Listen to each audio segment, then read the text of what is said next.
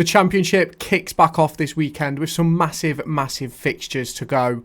Leeds United host Sheffield United in the Friday night kickoff. Luton Town and Watford go head to head. Derby County travel to Millwall as they look to return to winning ways on the road after a really poor start on their travels this season. Pompey head to Queen's Park Rangers as they look to pick up their first win of the campaign too, while Sheffield Wednesday and Burnley go head to head in Sheffield. Stoke and Norwich close out Saturday before Hull City and Sunderland close out the weekend. So shall we get in to all the fixtures this weekend? Now, if you have not done so already, make sure you hit that subscribe button down below and turn on the notification bell to stay tuned for all of my latest EFL and Championship, League One and Derby County content that's coming your way across the course of this season. Let me know your thoughts about your respective teams down in the comments. Shall we get into it? Now, as mentioned, Leeds United host Sheffield United at Ellen Road on Friday evening to have a proper bounce back from the international break. And it's going to be a very big one for the league table. You look at Leeds sitting there in 5th position. A win would put them level terms with Sheffield United, whereas a win for Sheffield United would take them to the top of the division on point standings, obviously only until Sunderland play on Sunday afternoon. Now, obviously, we look at these two sides and they're really good sides in this division with some real good opportunities to win games and potentially get promoted out of this division. Now, if we look at the injury list, you've got Dan James missing for Leeds United, as well as Ethan Ampadu, Gruev, Mana Solomon and Maximilian Wobbler. And it's one of those for me where obviously Leeds United are missing some important players there, but they've also got some really important players that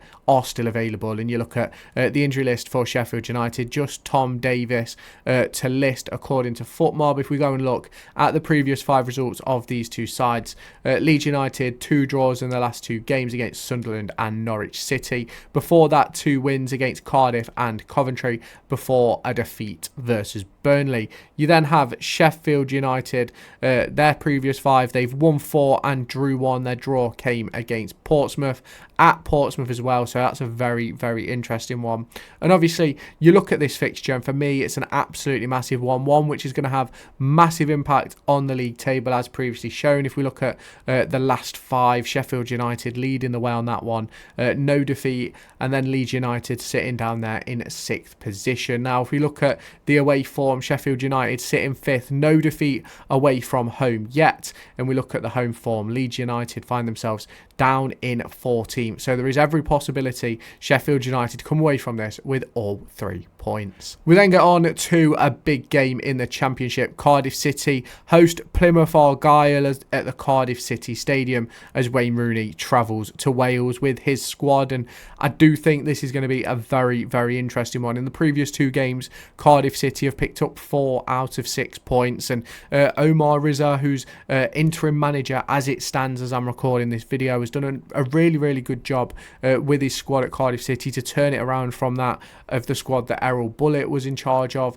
You look at Plymouth Argyle as well. I think they've been really good in recent weeks. And if we do look at the league table and we go down to 14th place, Plymouth Argyle on 11 points. A win could see them rise as high as 9th in the division, whereas Cardiff City, they need a win because that could get them to 22nd in the league. They won't go any higher because goal difference is absolutely appalling for them. So it's one of those for me where if you look at the away form of these sides, you look Plymouth Argyle 23rd in the division, just 1 point on the road. You look at the home form of Cardiff City, just 3 points, and they're from, I don't know, why does it say 3? 3 points. 1 win at home. Really disappointing at home really disappointing season for Cardiff City. And I do think, in my personal opinion, that Plymouth Argyle will take the win in this one. They're 4th in the form table for the last 5 games. Cardiff City are rising up that form table in 22nd, but they're going to need to do much more if they want to get out the relegation zone. Luton Town host Watford at Kenilworth Road, and there's been a lot of angst about Luton Town and a lot of discussion around the job that Rob Edwards is doing. A man who's gone from hero to zero in the space of a few months, missing some big players in Carlton Morris, Mads Anderson and Taif Chong. Will they be able to come back from recent poor performances and pick up all 3 points? Watford, on the other hand, they've got 4 injuries too. Daniel Bachmann, Sirialta, Nagaka and Kevin Keegan all missing out. Now, if we look at the league table for this one, Watford sit in 6th, 5 wins, 1 draw, 3 defeats, and Luton Town sitting 21st, just 1 point out of the relegation zone. It's way too early, in my opinion, to be worried. We've seen teams come back from much, much worse positions. Now, if we do look at the recent form, this is where the problem is for both sides, in my opinion. 3 defeats for Watford, 2 wins against Sunderland and Middlesbrough, which are really, really good wins, but against Preston North End, they will beat 3-0 and Norwich City. The Man City game, obviously a cup game. You look at Luton Town, 2-0 to Sheffield United, really good side. 2-2 versus Oxford, a 3-1 defeat to Plymouth Argyle. They beat Sheffield Wednesday and beat Millwall. It's going to be interesting who comes out of this one on top. Both teams are in difficult positions. Watford obviously exceeding expectations so far, but they'll be hoping to continue that. Luton Town, on the other hand, are not quite hitting the levels that they potentially want to be hitting at this stage. It is going to be interesting to see how that one does develop. Oxford then, and they host West Brom at the Kassam Stadium. We saw in their most recent fixture Louis Sibley come off the bench to secure them a point, and it is going to be very interesting watching this game and looking ahead to this one. A player like Louis Sibley, who's not really been involved that much across the course of this season, will he finally get his opportunity to get a start in the side? Obviously, with missing Cameron Brannigan and Matt Phillips and players like that, they will be looking for a new man in that midfield area. West Brom just missing Daryl DK, which is something which we've all come to expect. Now, if we do look at the league table, West Brom sit 4th in the division, no win in 3, just a point out of their last 9 available. Oxford United, 3 draws on the trot, no win in 4. It's going to be interesting to see what does happen with them. It's going to be an interesting game for me. If we look at the previous 5, 1-1 versus Portsmouth, 2-2 versus Luton, 0-0 versus Burnley, really good result that one, a 2-1 loss to Bristol City and a 1-0 win over Stoke. West Brom, on the other hand, 2 defeats to Sheffield Wednesday and Middlesbrough, a draw versus Millwall, and then 2 wins against Plymouth Argyle and Portsmouth. I think this is going to be a really, really interesting game. Let me know your thoughts down in the comments. Preston North End host Coventry City at Deepdale in the final early kickoff of Saturday, and this one's going to be very interesting. Neither of these two sides have really hit their expectation levels so far this season. I think there's a lot more to come from both teams in the division and when it comes to the league table. Now, obviously, if we are going to look at that league table, both teams down the bottom end struggling, just 2 points away from QPR in that relegation zone, really struggling with their recent form as well. If we look at that as well, 4 defeats out of 5 for Coventry City, just the 1 win versus Blackburn Rovers.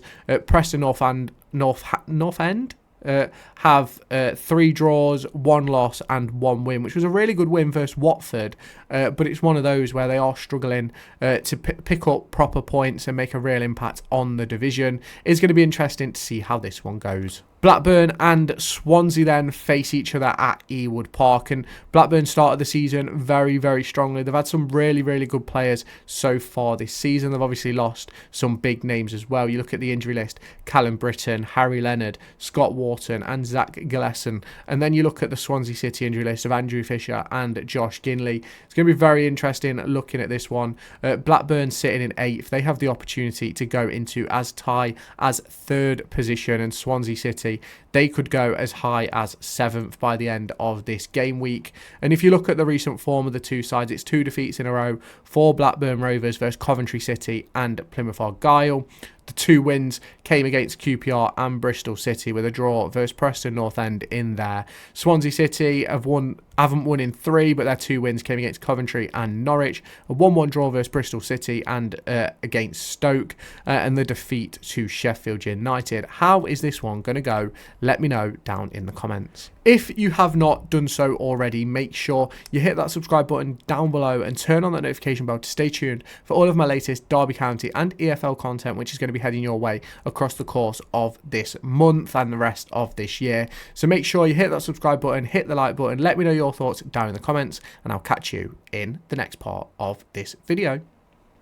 Middlesbrough host Bristol City at the Riverside Stadium, and this is going to be a very, very interesting one for me. 2 teams with playoff ambitions who have spent playoff money, and they're obviously missing some players through injury, the likes of Daryl Fry, Darren Lenihan, Johnny House, and some big players, just to name a few. And then Robert Atkinson, Rob Dickey, and those sorts of players missing for Bristol City. If we do go and look at the league table, Middlesbrough in 9th, they can rise as high as 4th with a victory, and Bristol City, they can rise as high as 9th as well. Middlesbrough, can go to 4th. It's going to be a very, very interesting one, this one. If we look at the previous 5 results for these 2 sides, Middlesbrough just 2 wins in 5, a draw versus Preston North End, a defeat to Sunderland, 2 wins versus Stoke and West Brom, and most recently a defeat to Watford. Bristol City, on the other hand, they've picked up 3 draws in a row versus Cardiff, Sheffield Wednesday and Swansea, a 2-1 win over Oxford, but before that a 3-0 defeat to Blackburn. It's going to be very interesting to see how this one plays out. Bristol City, in my opinion, need to make a bit of a change. They were playing some really, really nice football early doors in this season, and I'm not quite sure where that's gone. Maybe Bristol City fans can let me know down in the comments, but will it come back to fruition at the Riverside? Millwall will be looking to take all 3 points in this one, as Derby County have endured a massive amount of struggles on the road. They haven't won on the road since their opening pre-season fixture versus Matlock Town. I think that's 8 games now, which is obviously very, very disappointing for Derby County. But we look into this game, and the likes of Callum Elder, David Ozo, Jake Rooney, Liam Thompson and Tom Barkhazen are all due back in training during this international break as I'm recording. I think pictures have been seen of David Ozo, Rooney, Thompson and stuff like that back in training. You look at Millwall missing some players as well. Billy Mitchell, Josh Corburn, Tom Bradshaw and Emaku is missing after his red card. Now, if we look at the recent form of these 2 sides, the big thing to discuss here is Derby County's away form has been absolutely horrendous. 5 defeats on the trot in competitive games, but they have faced everyone in the top. I think they're all in the top 6. You look at Millwall's recent form, it's 2 defeats, 2 draws and a win. The win coming over Preston North End, the defeat coming to a rejuvenated Cardiff and Luton Town, the 2 draws against QPR and West Bromwich Albion. Now, Derby County lost 3 on the spin, 2 away, Sheffield United and Sunderland, and 1 at home versus Norwich. Their 2 wins came against Cardiff and QPR. It's going to be interesting looking into this one. The 2 teams are quite close together in the division, just 3 points separating them. Derby County can go as high as 7th place with a victory, whereas Millwall can go as high as 12th, 10th, 11th. They can go 10th with a victory over Derby County. Will Derby finally secure a win on the road? Will they pick up a point on the road? Will their away struggles carry on? Let me know your thoughts down below. QPR then host Portsmouth at Loftus Road. It's going to be a very, very interesting one. Pompey still searching for that first victory of the season, and the longer it goes on, the bigger the discussion is. Obviously, Pompey came up as the league winners in League One, but I think if you have a proper conversation, realistically, from about October onwards, I think Derby County, well, end of October onwards, I think Derby County were by far the best team in the division, but they gave themselves too much work to do. Some big players missing from both sides. Jack Colback, Jake Clark-Salter and Liam Morrison all missing for QPR. For Pompey, they're missing Callum Lang, Colby Bishop, Ibn Boa, who is out for the season, and Kushini Yengi, all players who you'd expect to be involved for both sides, really, whether that be on the bench or in the first team. Now, you look at the recent results, neither team has won in their previous 5. It's 4 defeats and a draw for QPR, the draw coming against Millwall. It's 3 defeats and 2 draws for Pompey, and it's very, very disappointing for Pompey. They came up with I'm not going to say loads of expectation, because I think everyone anticipated that they'd be sort of down the bottom end of the division, as was probably expected with the other two promoted sides in Derby County and Oxford, but they have made the worst start out of the three. QPR started off okay in my opinion, but weren't ever to the level of playoff contention, which is where I sort of anticipated them to be towards mid-table at least, and these two sides currently reside in the relegation zone. QPR can go as high as 17th with a victory. Pompey can go as high as 20th, and obviously all of that is if results go their way. It's really disappointing for these two sides to see how they've started the season. Are they going to be able to turn it around in this one? Sheffield Wednesday host Burnley at Hillsborough, and this is going to be a really, really important one for Sheffield Wednesday. Obviously started off the season with a bang with that 4-0 victory over Plymouth Argyle, but never really hit a stride after that. Obviously, most recently have turned around their form a little bit, but there's some big injuries for both sides. Liam Palmer, Nathaniel Chalobah, Ben Hamer and Olaf all missing for Sheffield Wednesday. Aaron Ramsey, Delacroix, Ekdal, Bayard, Benson, Trezor and Nathan Redmond all missing for Burnley. Will any of them be in the frame for a return heading into this one? I'm not entirely sure. Now, Burnley are undefeated in their previous 5, 2 draws against Preston and Oxford, 3 wins against Leeds, Pompey and Plymouth Argyle. You look then at Sheffield Wednesday's results. They've played a lot away from home recently, so it will be good for them to get back to home comforts. They beat Blackpool on the road, beat Sheffield Wednesday at home and Coventry on the road, a draw with Bristol City and a defeat to Luton Town. These two could have a massive impact on this division this season. Burnley, with a win, could go top of the table if results go their way. Sheffield Wednesday could find themselves in 9th place. It's going to be really interesting to see how this one goes. I do think it's going to be a tight affair at Hillsborough. Stoke City host Norwich City then at the Bet365 Stadium. Ben Pearson, Bosson Lowell and Lyndon Gooch all missing. Now, Bosson Lowell is a player who I wanted Derby County to sign this summer, was linked with a move to Derby County before heading to Stoke. I think one of them players who has a real bright future in the game. There's some big injuries for Norwich with Angus Gunn, Ashley Barnes, Christian Fashnat, Sorensen, Gibbs and Onel Hernandez all potentially missing for this one. If we look at the recent form of the two sides, Norwich have been in scintillating form in their last 4. A 4-1 win over Watford, a controversial 3-2 victory over Derby County, a 1-1 draw with Leeds United and a 4-0 thrashing of Hull City. You look at the Stoke City results and it's 2 defeats against Middlesbrough and Hull, and then draws with Fleetwood Town and Swansea City. A 6-1 win over Pompey was a really, really good performance in midweek, but these two sides will be hoping to put on a show this weekend as Norwich look to find themselves a way back into the playoffs this season, and Stoke City look to push themselves up towards 10th in this division.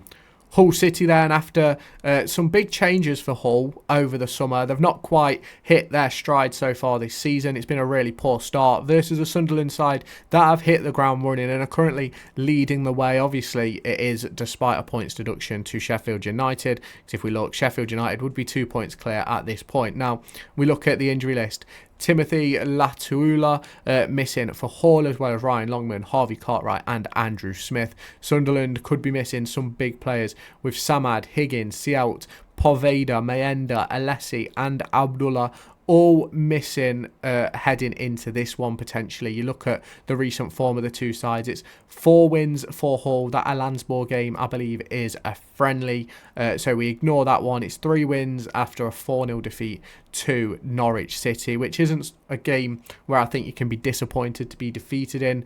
You look at the Sunderland previous 4, it's 2 defeats, 2 wins and a draw. The Leeds United draw, a really, really good performance in my opinion. Lucky to take a point, don't get me wrong, but really, really good performance.